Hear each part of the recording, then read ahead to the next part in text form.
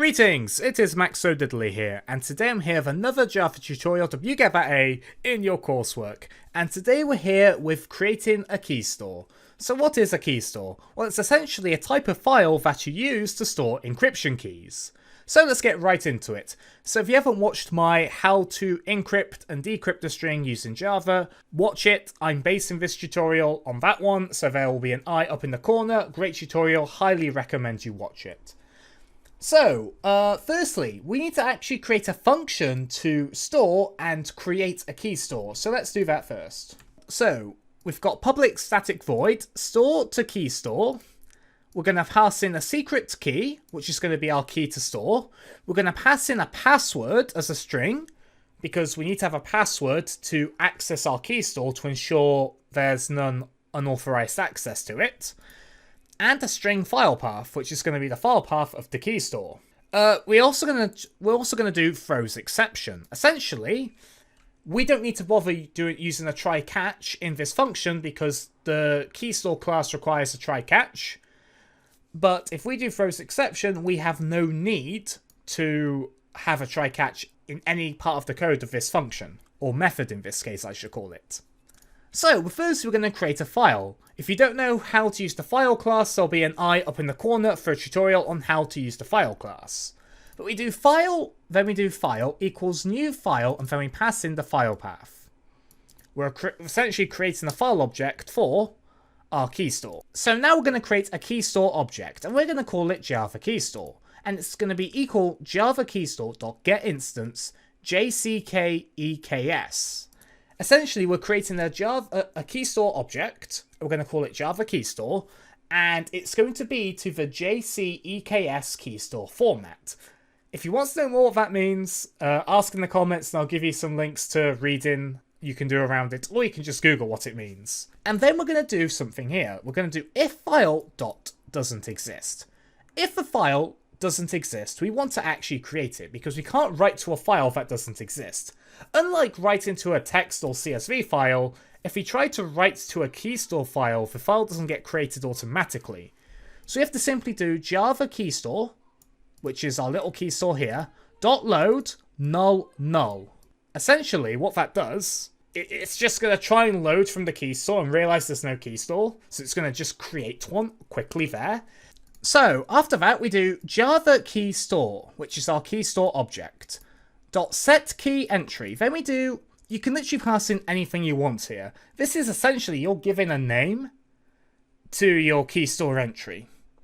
For Android apps, it's common to definitely use your own name, and you really should use your own name in many cases. But for now, I'm just going to use what the default usually is for most people. Then we want to also then pass in the actual secret key, which is key to store in this case. We want to pass in the passwords.toChar array. And we want to pass in a null. Why are we passing in a null? Well, basically, if this was a private key, we would actually have to pass in a certificate. But since we're using a secret key, we don't have to pass in anything, so we just put in a null. Then we do output stream.writeStream equals new file output stream file path. Then we do java keystore, so referencing our keystore, dot store, writestream, which is our object to write to the file. And we also pass in the password. So that's our function to write to a key store and create one, but we also need to read from it. So this function is public static. It's a secret key function, meaning it will return a secret key. It's called load from key store, and we pass in a file path and a password. So we're going to do a try catch here because we actually want to kind of print out some error messages, like if you type in the wrong password. So we're not going to do the throws exception like the first function. So we've got a try catch, try a chunk of code. If something goes wrong, execute what's in the catch, then move on. So we're going to create a key store object. So we're going to do keystore equals keystore.getInstance JCAKS. Then we're going to do input stream, read stream equals new file input stream, and then we're going to pass in the file path. We're creating an object to read the file. Then you want to do keystore.load. Read stream, so we're passing our file reader. Want to do password.toChar, because obviously we need to pass in the password, it's like logging into something. Then we do secret key equals keystore.getKey, and then you obviously put in any name you want for your key, and passwords.toChar array.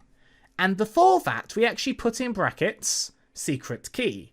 So we're essentially casting the key to a secret key because we're using secret keys, not keys. And if something goes wrong, we print out E. And obviously return the key here and return null here if something goes wrong.